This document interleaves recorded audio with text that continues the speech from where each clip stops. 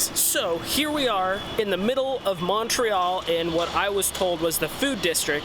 It is hella noisy, and we just checked out of our Airbnb.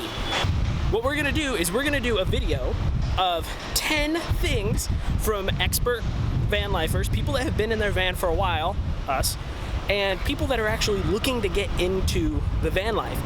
We talked to them quite a bit over YouTube, and what we're gonna plan on doing is we're actually going to meet them right now. It was completely serendipitous. So let's get a couple of those out of the way and we'll meet them. Okay, ready?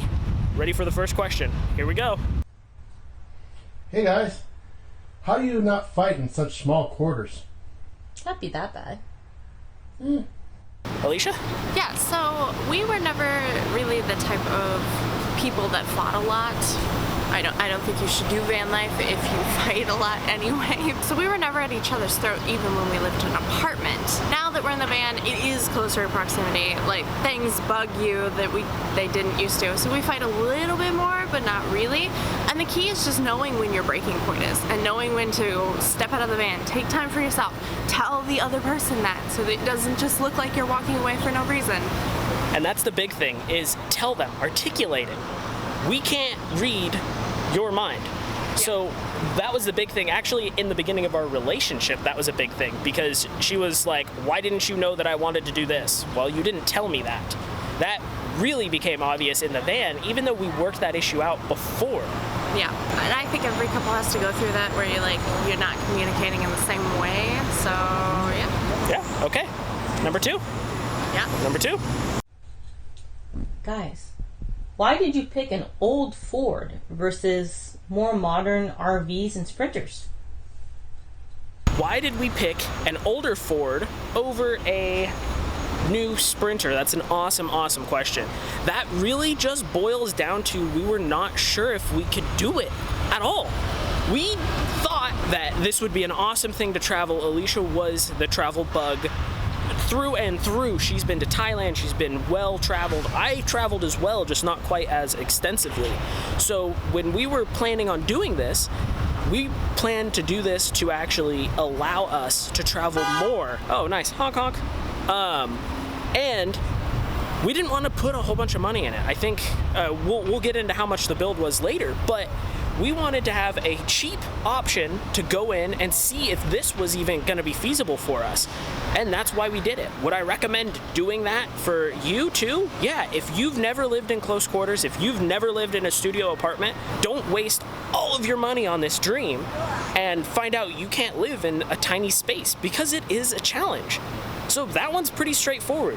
We went with an older vehicle just because we didn't know if we were gonna make it. We didn't wanna put $25,000, $40,000 into a build and not have it work. Number 3.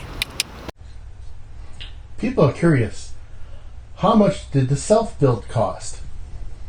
Mucho money. No. So, like I said, we're gonna talk about that build cost in a minute. Well, apparently the minute is now. So, the build, it ended up costing us roughly $8,000. Ultimately, what that boiled down to was $2,000 for the van, about $2,000 for electronics, and then we had to do a pretty decent amount of repairs on the van beforehand. I actually had a shop do that, so that was also a little bit more expensive. And then the wood and all of the furnishings capped off that $8,000. So all in all, it was about $8,000 US. Since this is a Canadian channel, I'll go ahead and pop the Canadian value of it right here, because I don't know that off the top of my head. Okay, well that one was pretty quick and easy, and it looks like my humans are walking. So, number 4. On an important note, how is van life with a dog? We want to know. Yep. Alright, so how do we do van life with a dog?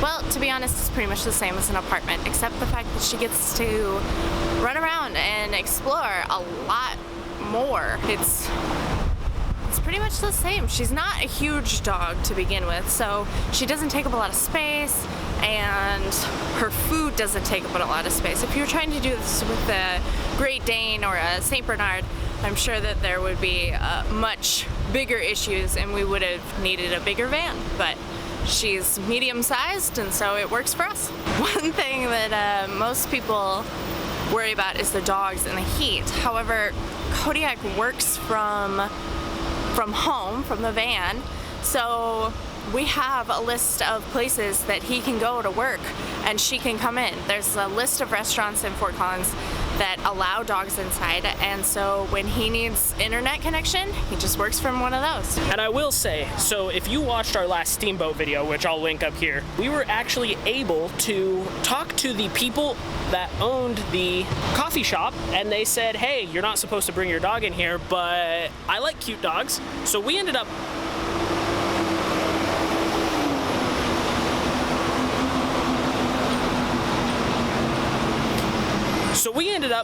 being able to bring Sage into that coffee shop, even though she technically wasn't allowed, and she just sat at our feet. The benefits of having a well-behaved, happy dog. Okay, ready for the next one? So guys, why are you guys more urban van dwellers versus nature boondockers? We'd probably be more urban. Probably. We love nature. We would prefer to be there, I think, but given the fact that I have a full-time job, it's not really an option. So instead, we spend some time in the city, well, in Fort Collins, which is not necessarily a city, but like a big town, somewhere in between. And so we spend some time in Fort Collins, and then 1 week out of every month we spend exploring other places. So I think we prefer nature. It's just not really an option at the moment.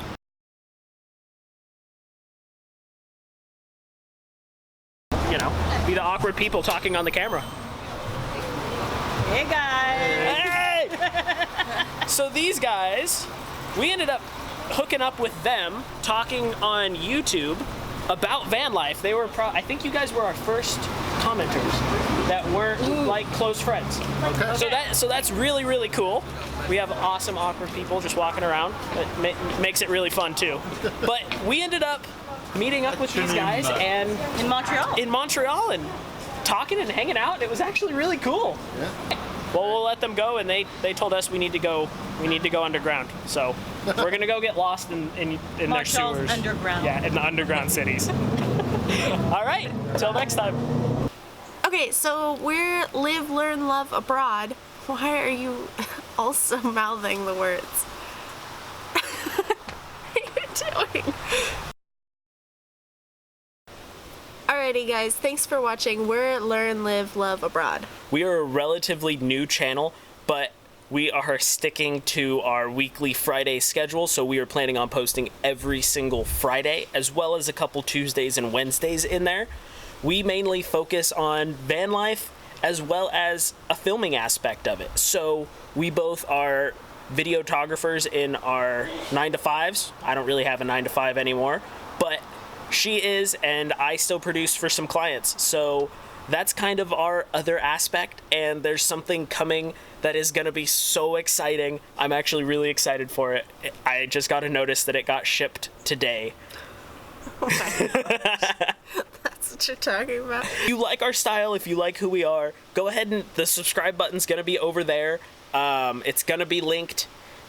We'll link another couple of our videos. Yeah. Stick around. We got some awesome stuff coming.